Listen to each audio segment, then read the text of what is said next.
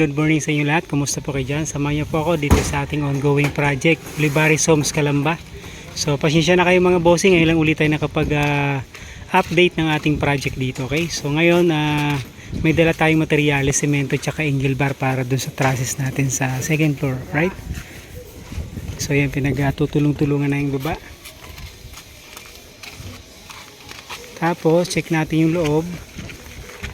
Ito mga bossing, bali pinipinish na ni Boss Noe yung ating opening dito para sa ating glass window. Okay, so bali fixed glass to para meron siyang natural light reflection dun sa loob ng unit. Alright, so yung dating window dito mga bossing, pinatakpan ni client, so gagawin natin itong magiging accent nya.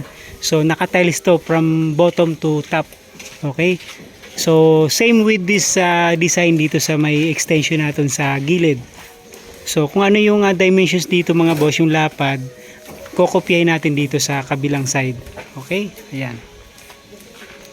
So dito na finish na rin ni Boss Noe tsaka ni Boss Nolan. Okay?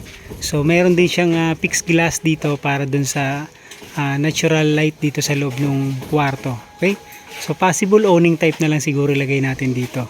Tapos ito mga boss, meron pa tong magiging close to CHP wall dito mga bossing, concrete walling para dun sa maid's room. Okay, so yung maid's room may sarili sang CR, so lahat ng kwarto dito, lahat mayroong sariling CR. So meron siyang common CR dito sa may baba.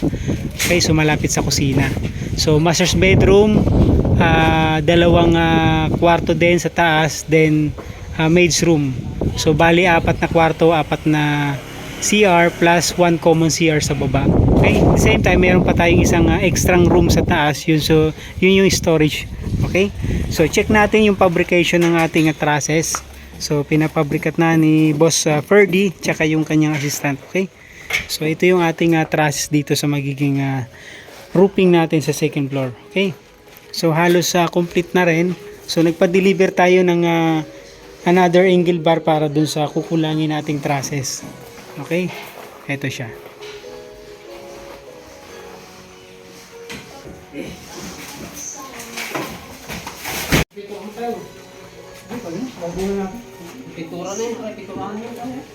Hindi, check natin dito sa taas.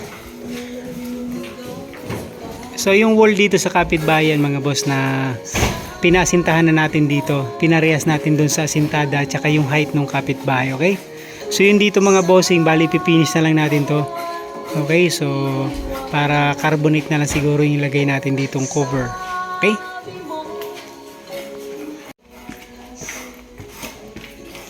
so ito naman yung opening based dun kay client. So magiging hallway to, isang diretso na yung magiging hagdan natin dito. Yun yung based dun sa plano niya. Okay, so yan, pinabutasan na natin. So ito i-enclose na lang natin to, so yung existing.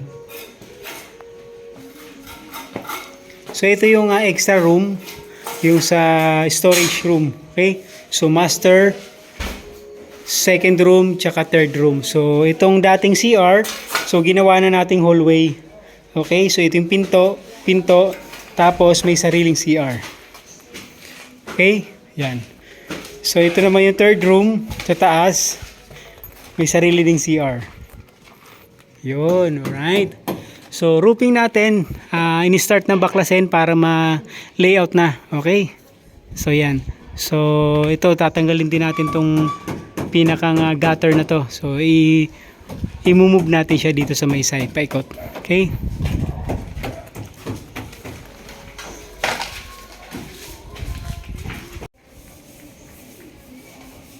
so ito yung CR dito sa master's bedroom. So bali naka-align na po siya. dito sa wall sa existing. Okay, so dating naka backward eto mga bossing. Okay, so design ni client naka forward, nakapantay na dito. Ayan, alright. So ito naman yung isang room sa taas. So diyan tayo maglalagay ng accent. Okay, tapos master's bedroom, may sarili din siyang CR. Ito mga bossing. Okay, so isa pang storage area, storage room. Okay, may sarili din siyang pinto. So ito hindi na natin pinapinish to, gawa na magta-tiles. So bali papabaklas pa natin tong mga pintura kagaya nito. So mahirap talaga, challenge talaga to yung pagbabaklas. Okay, yan. So tatanggalin natin yan lahat. At ito, mga bukol-bukol. Chichiping natin to. Okay?